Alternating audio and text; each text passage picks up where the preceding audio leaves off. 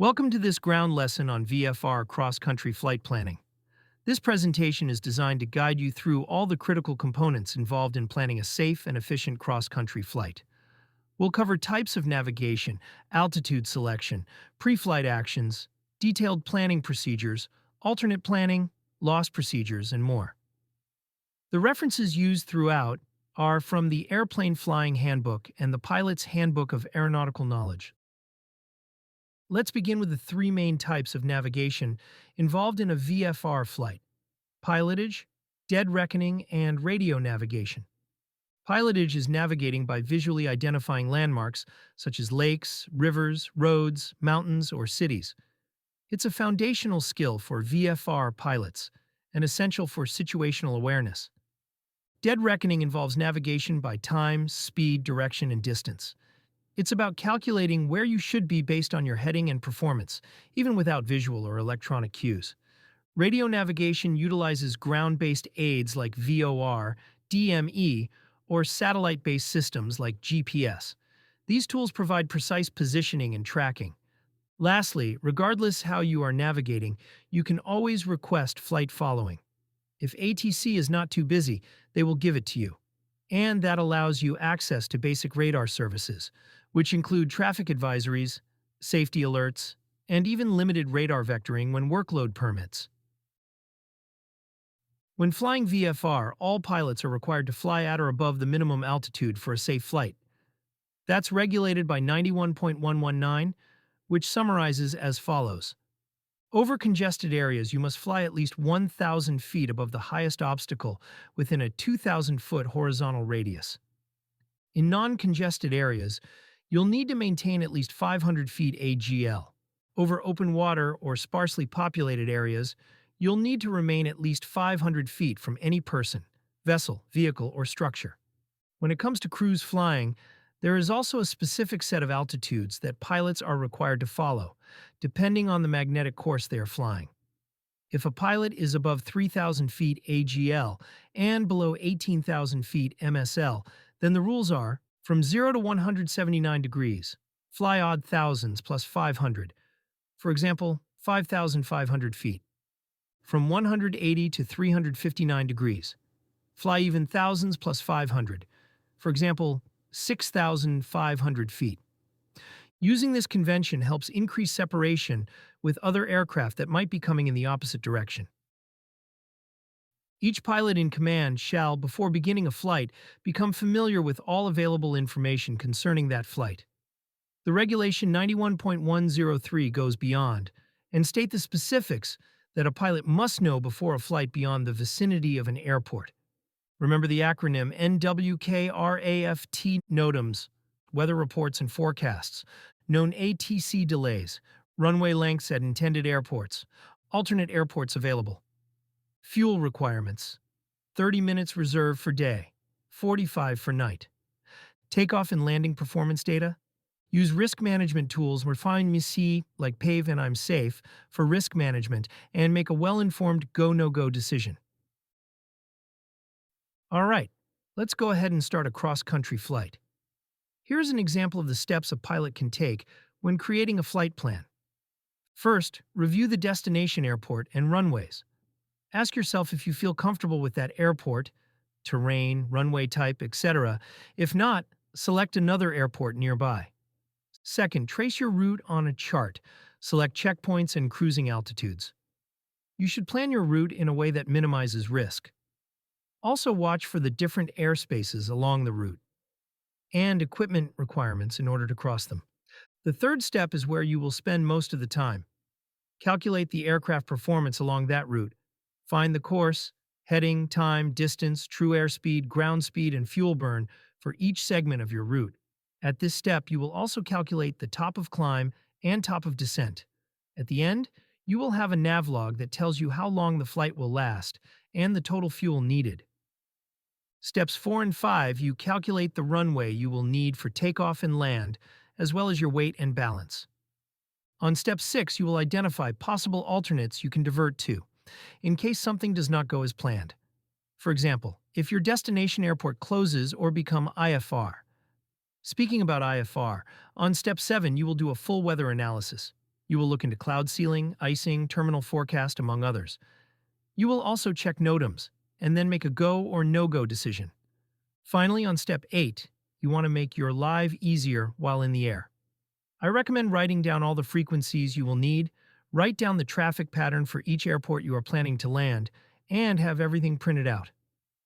Even if you have an EFB, such as ForeFlight, it is a good idea to have all that information in paper, because iPads do overheat. The last step is to file a flight plan. While this is not mandatory for a VFR flight, it is always a good idea because someone will be looking out for you. In the next slides, we will go through each step, planning a flight from Boeing Field in Seattle to Bellingham, north of Washington. Step 1 in our planning is to research the destination airport. In this case, we're looking at Bellingham International. We need to review runway layouts, preferred traffic patterns, any noise abatement procedures, elevation, lighting, and available services. Checking the chart supplement or airport facility directory ensures we're aware of the operational environment before we depart. We also do the same for the departing airport. Next, trace your route from departure airport to the destination and select visual checkpoints. In this example, we will use highway intersections like I-405 and SR-520 and landmarks such as the Cottage Lake, Monroe Airport, and Arlington Airport. These are prominent and easily identifiable from the air. Planning checkpoints spaced roughly every 10 to 15 minutes of flight helps monitor progress and verify position. You'll also want to identify appropriate altitudes. These must comply with VFR cruising rules and consider terrain clearance, airspace, and cloud ceilings. In this example, we will depart from Boeing Field towards north of Bellevue.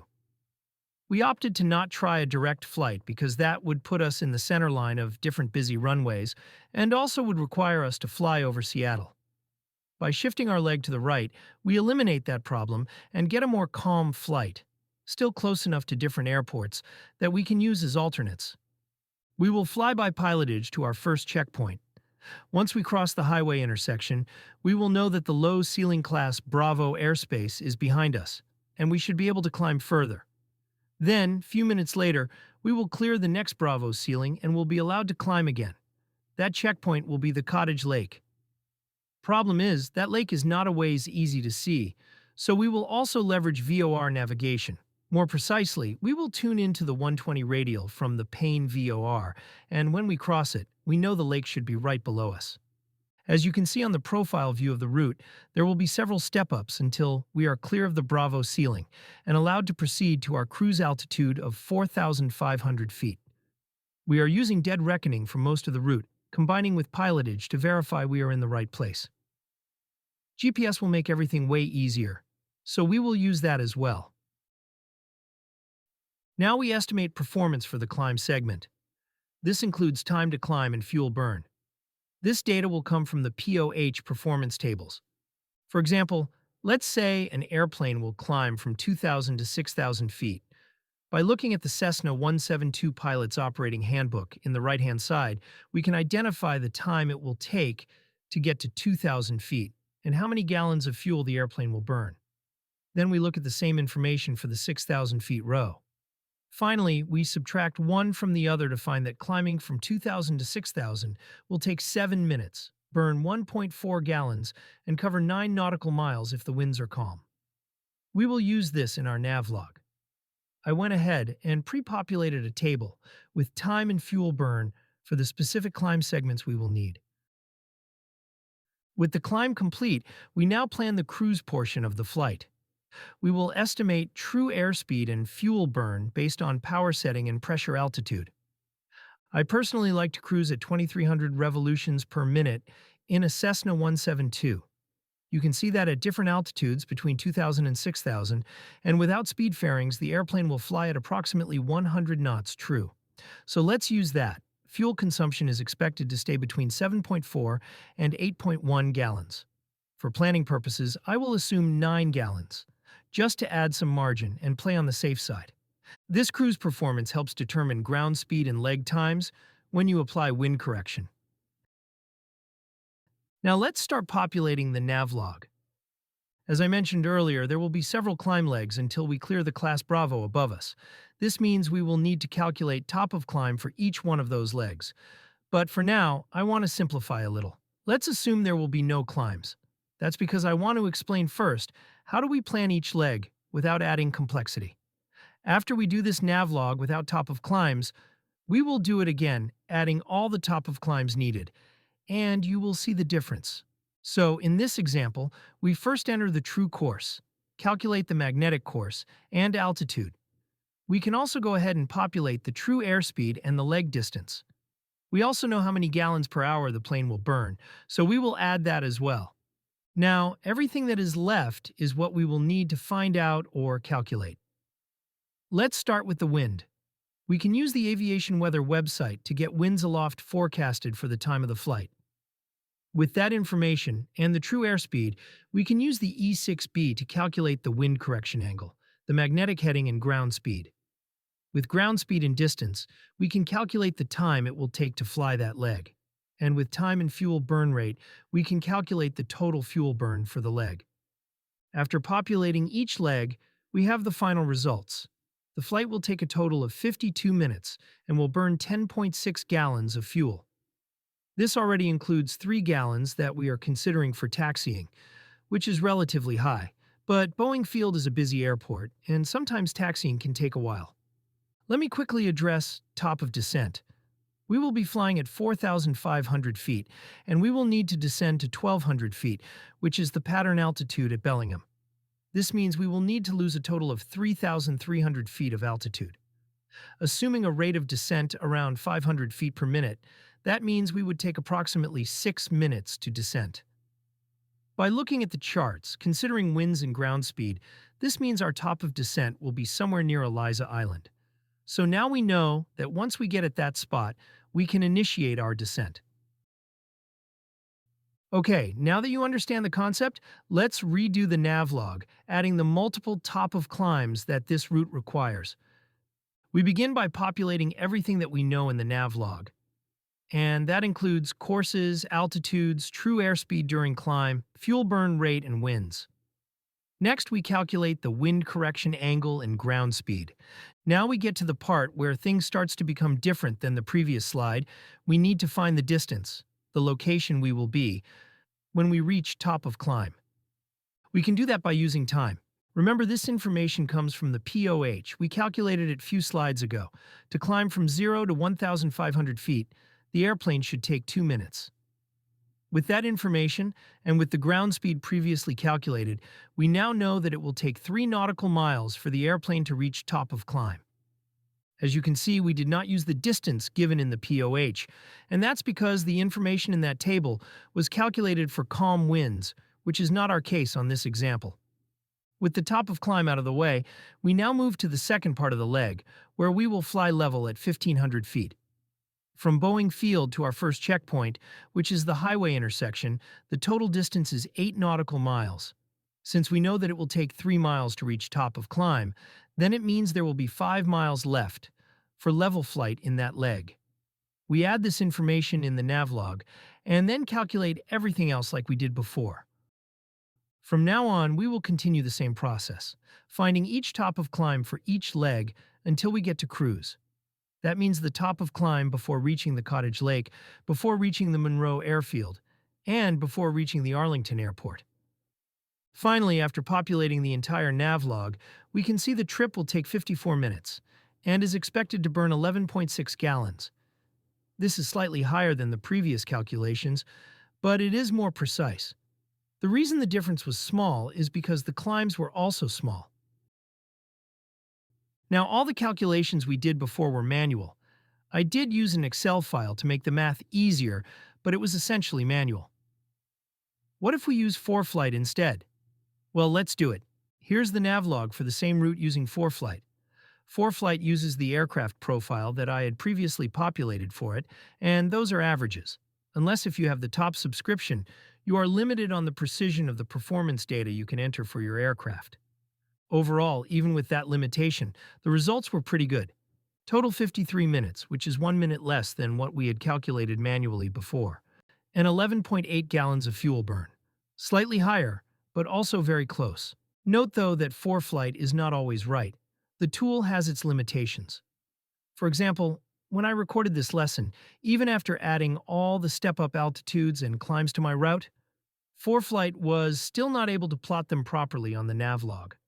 By the time you are watching this, it is possible that this bug was already resolved. But others may happen over time, so stay alert and always verify what ForeFlight or any other EFB is calculating for you. All right, that was exhaustive, I know, but bear with me, we are almost done. With the navlog completed, let's calculate the runway required for both takeoff and landing. You can also do this before you do the entire navlog. This may save you some rework in case the runways are no good for your aircraft.